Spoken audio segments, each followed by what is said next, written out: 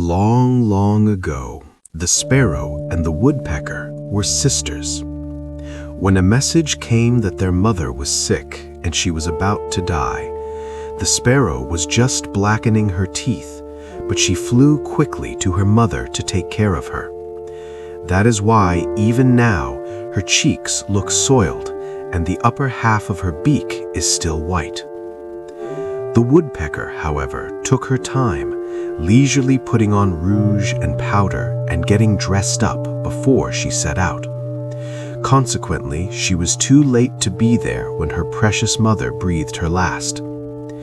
That is why, although the sparrow's appearance is not beautiful, she can always live where people are and eat as much as she needs of the grain people eat.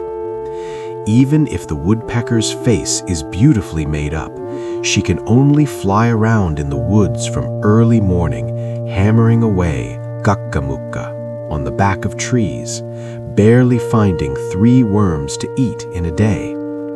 When night comes, she goes into the hollow of a tree and cries, "Oh boy, hashika jameru daya," or "Oh, my beak hurts."